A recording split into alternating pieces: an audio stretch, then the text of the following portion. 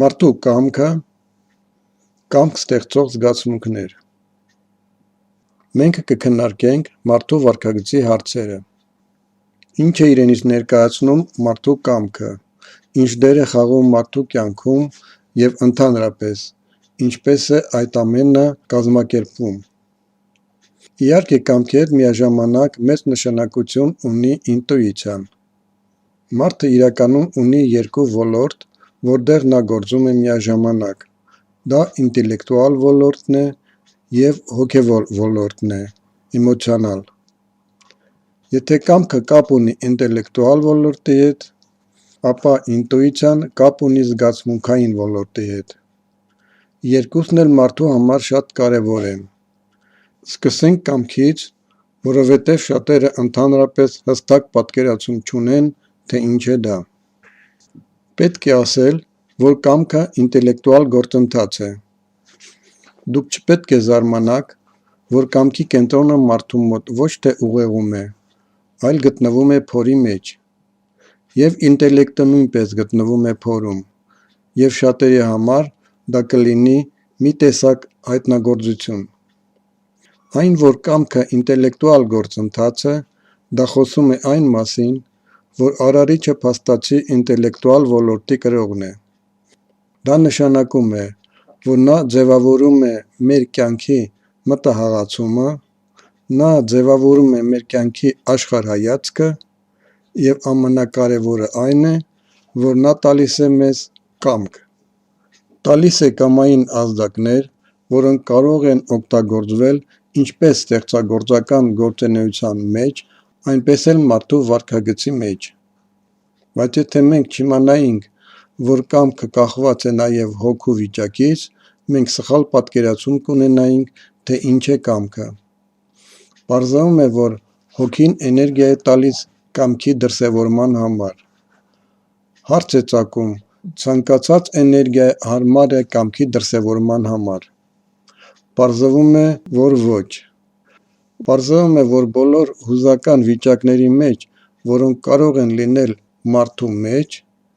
եթե խոսենք զուտ զգացմունքների մասին և չխոսենք բնավորության գծերի մասին, որոնք 144-ն են,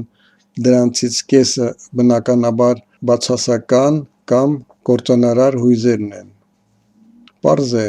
որ կործանարար հույզերի դեպքում նույնիսկ չի կարելի մտածել կամքի ոչ մի դրսևորման մասին,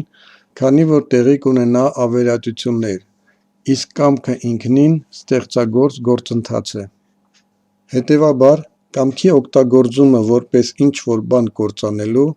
կարելի է ասել անհետեթություն է։ Այսինքն կամքի միջոցով ավերումը հնարավոր է միայն այն ժամանակ, երբ դուք դրական հույզերը կապում եք բացասական մտահղացումների հետ։ Այստեղ իրոք կա նման հնարավորություն իրագործել բացասական մոտեցումներ կամքի միջոցով։ Բայց մենք չենք դիտարկի կործանարար գործընթացները, որովհետև մեզ համար կարևորը արարումն է։ Քանի որ քանդումը ըստ էության դիվային մտադրություններ են, դիվային էներգիաներ են, իսկ մեզ հետաքրում է արարող մարդը, այսինքն մարդը որպես Աստծո կերպար և նմանություն, ուստի մենք կդիտարկենք կամային գործընթացներ, որոնք հիմնականում դրսևորվում են ստեղծագործ գործընթացներում։ Այսինքն ինչ-որ բան ստեղծելու համար ստեղծել մտապատկեր, իսկ մարդուն մենք կոչում ենք արարիչ, քանի որ նա կարող է ստեղծել մտապատկեր։ Ինչպես է ստեղծվում մտապատկերը։ Մտապատկերը կապվում է դրական զգացմունքի հետ, դրական զգացմունքը կապվում է մտադրության հետ։ Բայց ինչպես ասացի, մտահղացումը կարող է լինել կործանարար, կարող է լինել ստեղծագործ։ Մենք կդիտարկենք ստեղծագործ մտահղացումները, այսինքն մարդու ստեղծագործ մոտեցումները, որոնք նպաստում են նրա աշխարհի, նրա սոցիումի զարգացմանը ու բարելավմանը։ Հարց է առաջանում, բոլոր դրական զգացմունքները կարող են հանդես գալ որպես ստեղծագործ մտահղացում։ Պարզվում է, կա հույզերի մի խումբ, որոնք այդպես էլ կոչվում են՝ կամք ստեղծող։ Այսինքն ըստ էության, եթե հասկանում ենք, որ զգացմունքները մարդու հոգու էներգետիկ վիճակն են, ապա պարզվում է, որ ոչ բոլոր զգացմունքներն են կարող կամք դրսևորել։ Այսինքն կան այնպիսի էներգիաներ, որոնք հարմար են կամքի դրսևորման համար, և կան այնպիսի էներգիաներ, որոնք կամքի դրսևորման համար հարմար չեն։ Եկեք դիտարկենք, թե որ զգացմունքներն են կամք ստեղծող։ Ահա այս հույզերն են, որոնք կամք ստեղծող են։ Այսինքն 72 դրական հույզերից միայն 26-ն են կամք ստեղծող, և հավանաբար դժվար է հասկանալ, որ եթե ձեր հոգու վիճակը չի համապատասխանում այս զգացմունքներին, ապա մարդը չի կարող ստեղծագործել։ Այսինքն մտապատկերի ստեղծումն անհնար է առանց այս էներգիայի առկայության հոգու մեջ։ Այսինքն մարդը իրականում Աստծո նման է ոչ թե նրա բոլոր էներգետիկ վիճակների դեպքում, այլ միայն այս կամք ստեղծող էներգետիկ վիճակների դեպքում։ Քանի որ եթե մենք ինքներս մտապատկեր ենք, ապա պարզվում է, որ ցանկացած կենդանի արարած նույնպես կենդանի մտապատկեր է։ Մենք խոսեցինք այն մասին, որ բացի նրանից, որ մարդուն անհրաժեշտ են կամք ստեղծող հույզեր, ստեղծագործելու համար, այդ հույզերը պետք են և մարդու վարքագծի մեջ,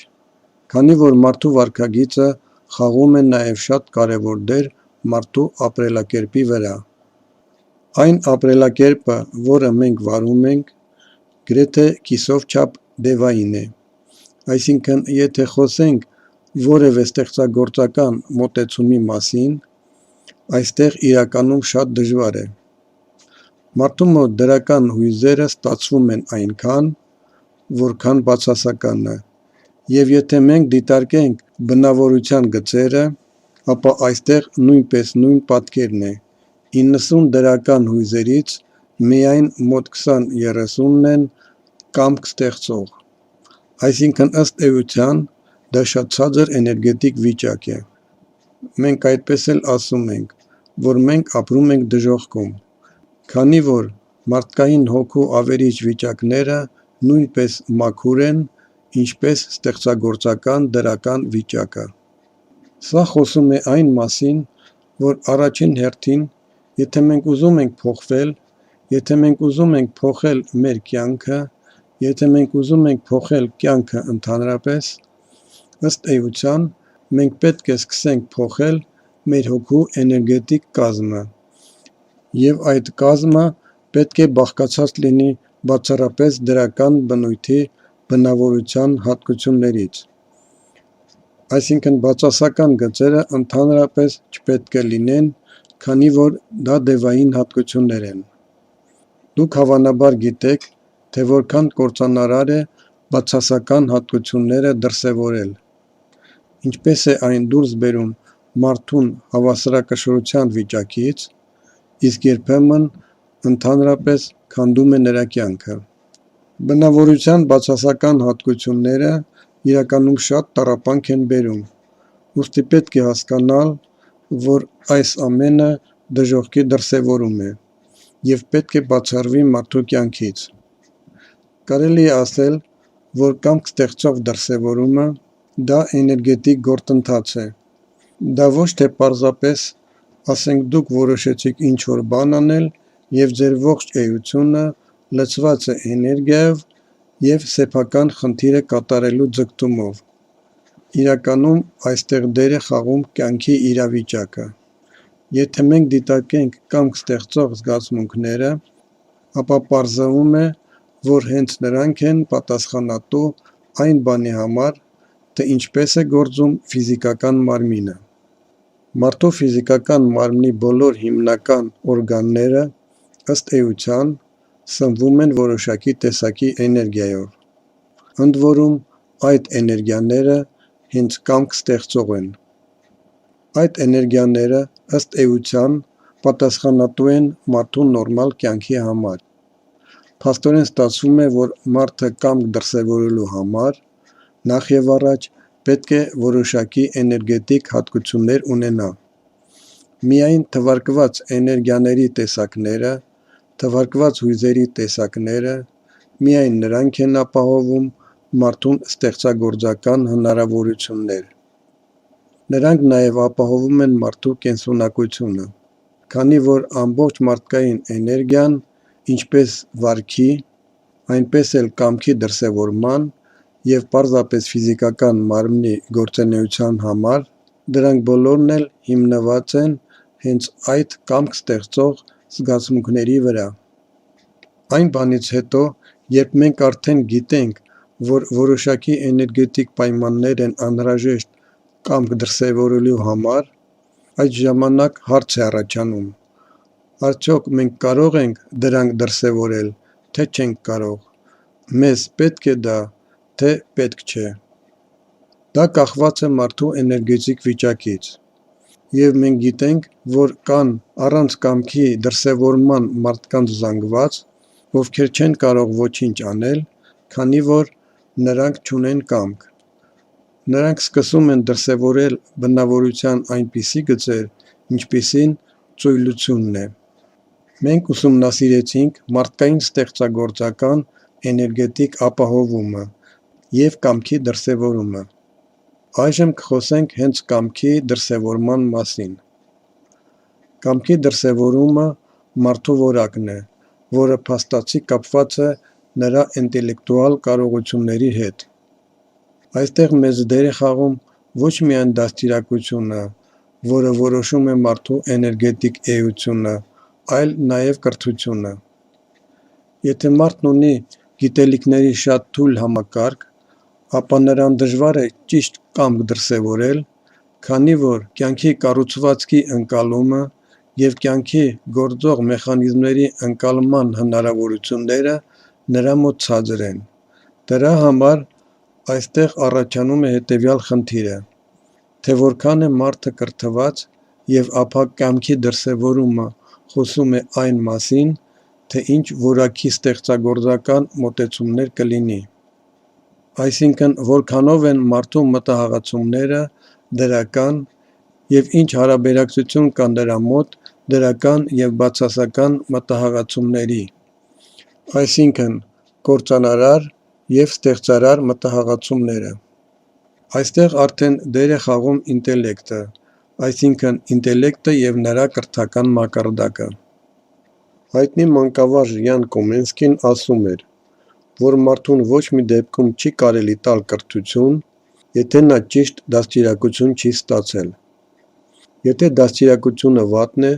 ապա դրանից մարդկային գործունեությունը կտուժվի ավելի շատ,